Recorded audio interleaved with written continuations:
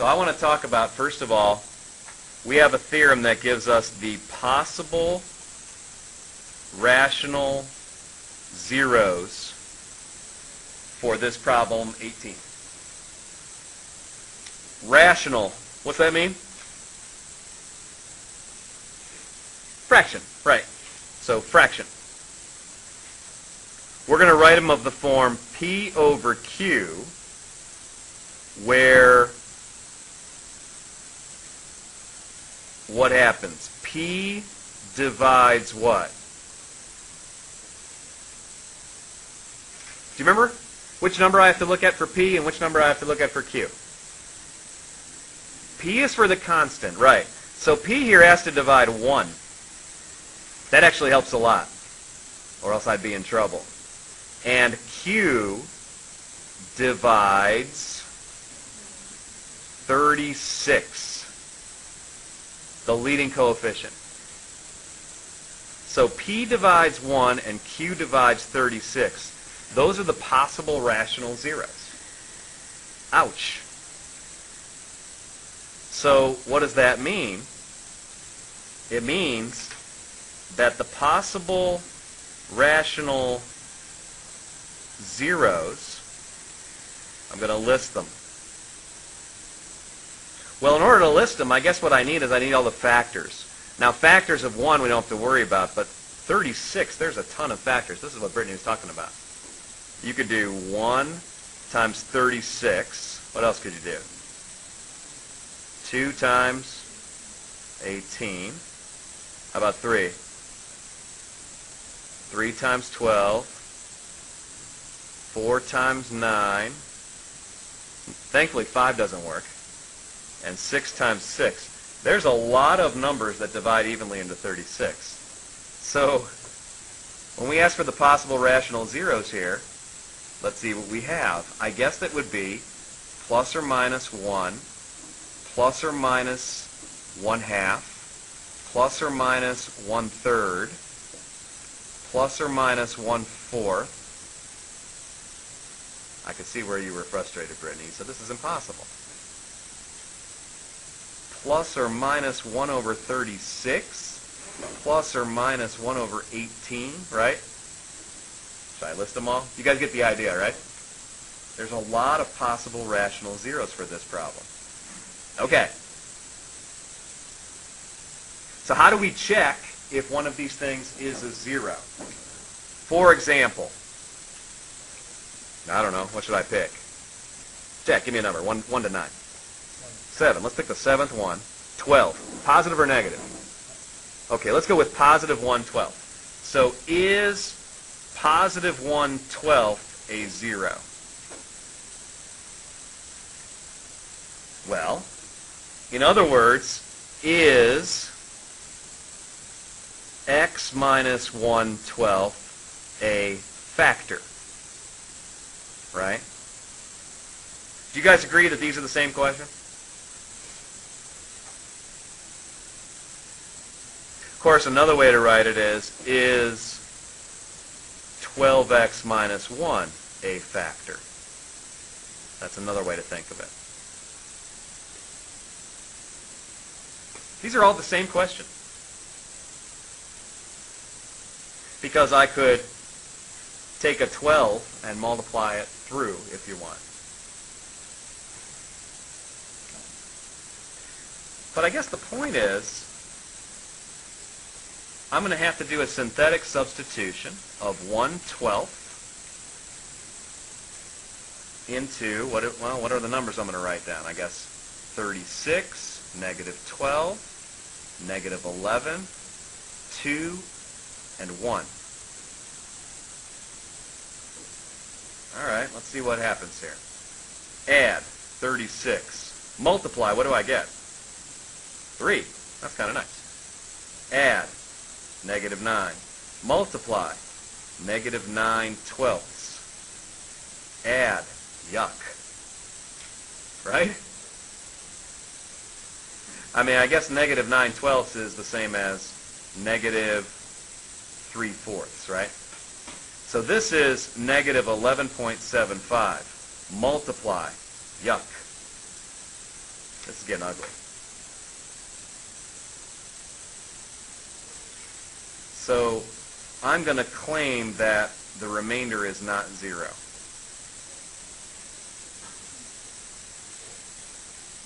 I think I can see that much.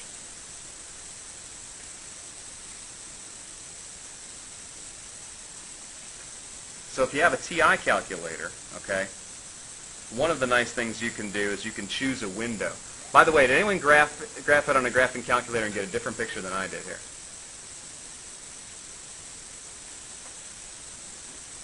Okay. So all that this shows me is that the remainder is not 0 when I plug in 1/12. And I guess I'm just going to check that here. If I hit the trace button, do you guys know what that does on the graphing calculator? So it allows me to kind of move around the curve, and it'll give me x values and y values that work. If I hit second trace, I'm on the calculate menu. Okay? And I can calculate any value I want. So if I type in 1/12,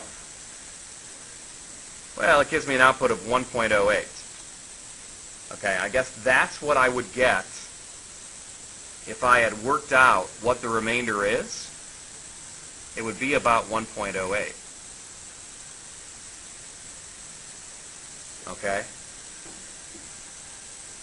It's like Brittany said, are you really going to try every single one of these? That's a long problem, right, without a calculator. Let's see what the other theorems tell me about this one, and then I'll kind of give you advice. Okay, so let's see. We talked about Cauchy's bound. All right? And what I said to do was compute M.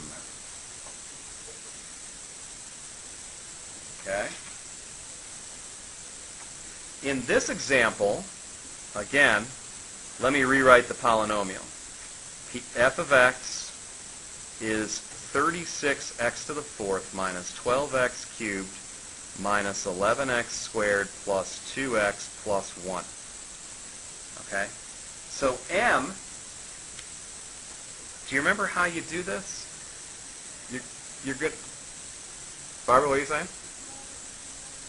Divide everything by the leading coefficient, okay? So to get M, what do? We take the maximum of a whole bunch of fractions. And M has to be positive. So in the formula in the book, they say put absolute values everywhere. I'm not going to do that. I'm just going to remember that it's positive. So what am I going to look at? I'll look at 12 over 36. Do you see how I got 12 over 36? I took this 12 and divided by the leading coefficient. Okay? What else am I going to try? 11 over 36. 2 over 36 and 1 over 36. Okay. So what is M? The maximum of all those is what? 12 over 36, which is 1/3. Okay? And Cauchy's bound says you want to go from something up to m plus 1. So I guess it would be negative of whatever the m plus 1 is. Okay? Well, m we computed is 1/3. M plus 1 would be, I guess, 4/3. Okay? So what Cauchy's bound tells me is that all the real zeros are in the interval -4/3, 4/3. Okay? Now, how do I use that to help me? Well, that's a pretty small interval. You guys with me? I guess when I look at my graph, it says that I can take a closer look I can change my window. See how the window for me is from negative 3.75 to 3.75. Some of you guys, when you do the standard window, it goes from negative 10 to 10. But according to Cauchy's bound, I can go from negative 4/3 to 4/3, and I'll see all the zeros, if there are any. So let me graph it, and that's a way to get yourself kind of zoomed in on where you think the zeros are. You guys with me? Okay, now, since we're showing off calculator features, let's show you the nicest feature for this problem. Okay? Second, calculate. We want to calculate a zero. That's choice 2. Let me try it. Press enter. Left bound. Well, I guess what you're telling it here is I'm going to give it a left bound and a right bound to tell me where I'm going for. So let's say I'm going for this one right here. How about I say the left bound is 0. And the right bound over here, well, it's definitely between 0 and 1, so let me say 1. Do I have a guess?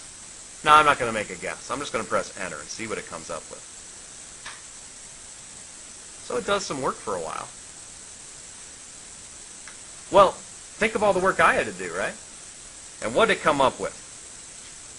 0.499981, comma 0. Wow. Really? Yeah. And notice where the cursor is? I'm going to zoom in. I'm going to press zoom, zoom in, and I want to take a closer look right at that 0.49. Oh, it didn't work. Well, forget the zoom in. All right. But that 0.499 is very close to what? 1/2. So now, let's give that a try. Maybe 1/2 works. So if 1/2 works, let's see what we're left with. 36, negative 12, negative 11, 2, and 1. Add, multiply. Add, multiply. So far, by the way, no ugly fractions. Add, multiply, add. Oh my goodness. Look at that. Okay? So maybe 1/2 is one of my zeros. Right? That's the thought here.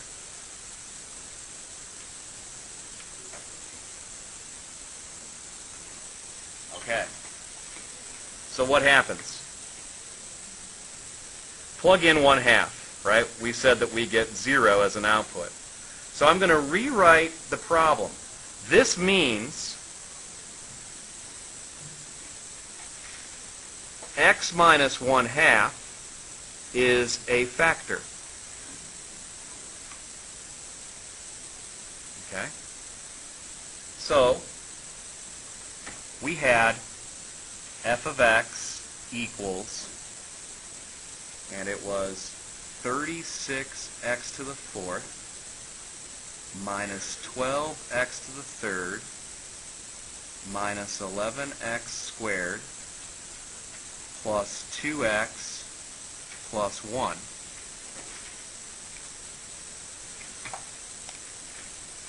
But I want to rewrite that, because when I did my work, I can see I got 36, 6, negative 8, negative 2, and then a 0.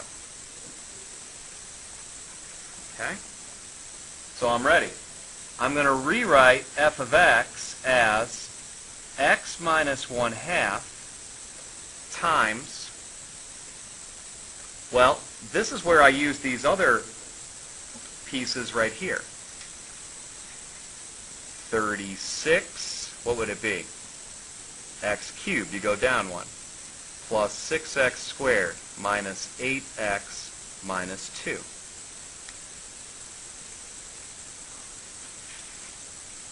You guys with me? Okay. So, next thing I'm going to do is this. I'm going to factor a 2 out of this black one. Why? Do you know why? Yeah, Brittany?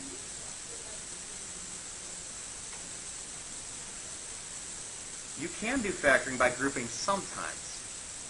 Did it work here? Were you able to get it? Yeah, sometimes you're stuck. It's a nice trick to know. But the synthetic substitution is useful. It's just it takes some work.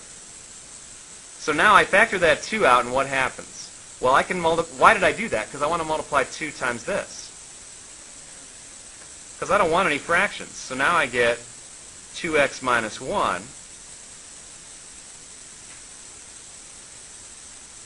minus 4x minus 1. Okay? And so now what I'd really like to do is I'd like to factor this guy. Now, when I looked at that problem on the calculator, it looked to me like 1/2 was a solution. You know what else I might try? I don't know about you, but I'm looking at it. Yeah, negative 1/2 would be about here. Let's see if I can try another 0. So I'll calculate a 0. Left bound this time, let's go negative 1. Right bound this time, 0. Guess, no. See what it gives me.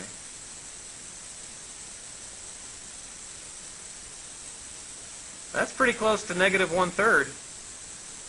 Right? Oh, you can't see it. So to finish up here, let's try negative 1/3 into this green one. We'll divide this by negative 1/3. Well, what do I mean by that?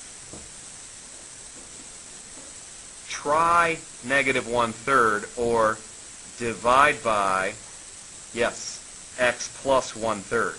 We're going to see if x plus 1/3 is a factor. That's what I mean. So again, negative 1/3 goes here.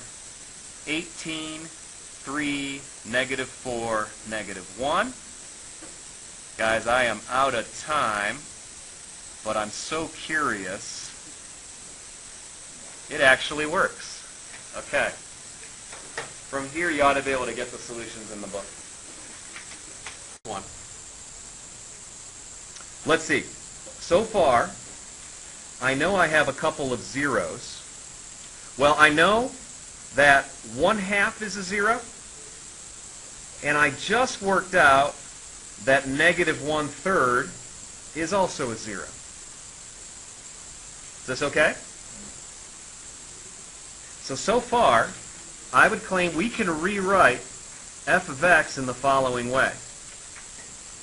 F of x equals, well, 2x minus 1. I know that. And then what I just did was I factored that thing underlined in green.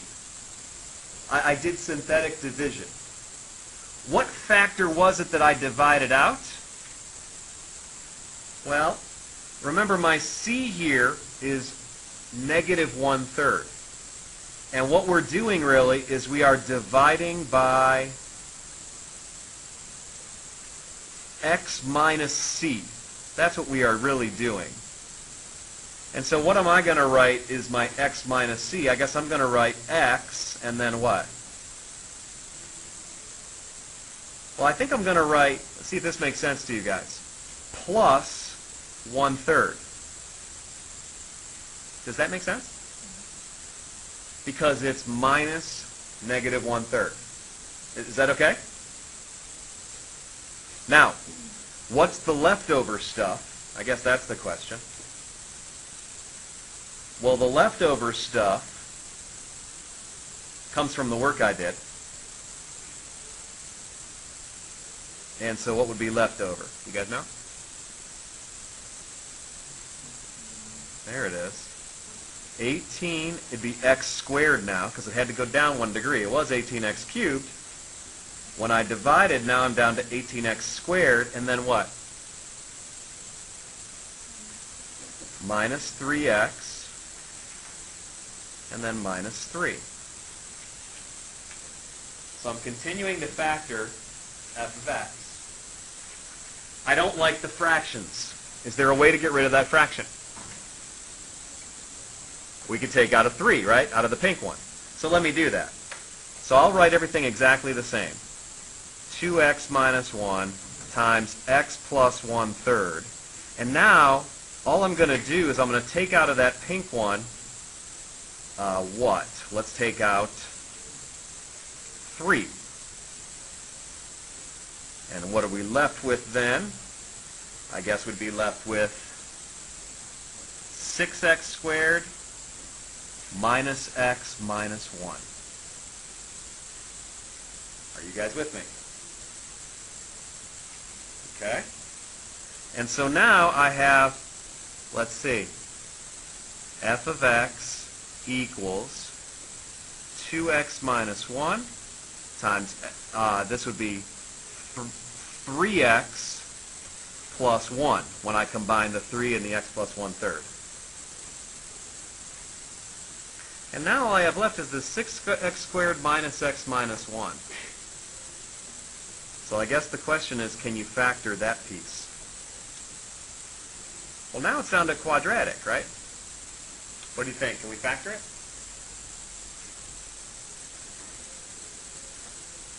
Do you know how to tell if you can factor it?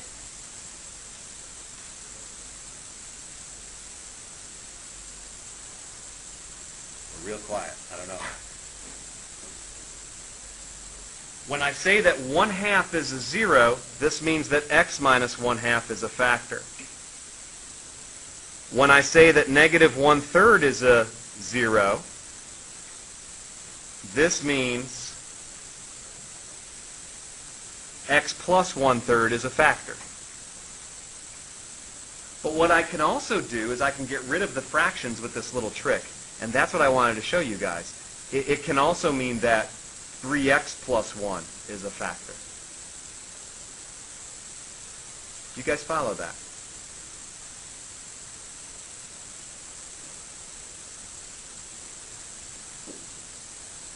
I guess my question now is this. Can I factor 6x squared minus x minus 1? Do you guys know how to tell? What would you do? So you're going to try, okay. So if we want to factor 6x squared minus x minus 1, we're going to try and factor it with a 3x and a 2x. And what else? We could see that it has to be, because this is negative 1, we could see the signs have to be opposite. So we need a plus 1 and a minus 1. Does it matter which side, which term you put them in? It actually does. If you do it the other way, you would end up getting a plus x in the middle when you check your work. But here, if I multiply these out, I do indeed get that. Okay? So, what can I write? I can write f of x equals 2x minus 1 times 3x plus 1 times 3x plus 1 times 2x minus 1. Look at that. How's the book going to write that? Well, right. Good, Augusto. 2x minus 1 squared times 3x plus 1 squared. Okay? So this is factored completely. Factored completely. Okay? And let me answer one last question about it. What are the zeros of this function? Well, the way it was written originally, I had no idea. But when it's factored, I know what they are. What are the zeros? What would we say? 1/2 and negative 1/3. And by the way, we're going to talk about something called multiplicity. You've seen this in the homework. And I mentioned it yesterday. We say that these zeros have multiplicity too. Do you understand what that means? Alex, what would you say? The factor showed up twice for each of them. That's right. On the graph, what does it mean? Well, remember we talked about that if I were to jiggle this just a little bit, this curve, like if I were to translate it down, imagine that, because it looks kind of like a W, right? But if I moved it down a little bit, how many real zeros would there be? There'd be 4. Are you with me? There would be 4. But in this case, we have exactly 2, because as the curve moves upward, the 2 zeros become 1. And they are tangent to the x-axis. And that's the kind of thing that happens when you have multiplicity. Okay? So that's what the book's been talking about. Some of you have been asking, well, what do you mean multiplicity? The nice thing about multiplicity is this. What degree was the original polynomial? The original one? Degree 4. How many zeros did we end up getting? Well, I guess 2, but if you count multiplicity, then I guess I got 4, right? Because there will end up being 4 factors if you start off with a degree 4 polynomial. And that's a really nice fact. Well, if it's a fact. I guess the question is it true? Is it true if my polynomial is 4th degree, I should get 4 factors? At the max. Okay? Well, what we're going to learn today is, if we expand our world of mathematics to the complex numbers, I've been saying keep it real all semester, right? But if we expand to the complex numbers, then the answer is yes. Degree equals number of factors. Why do we care about factors? Because factors are what give me the zeros. Guys follow? All right.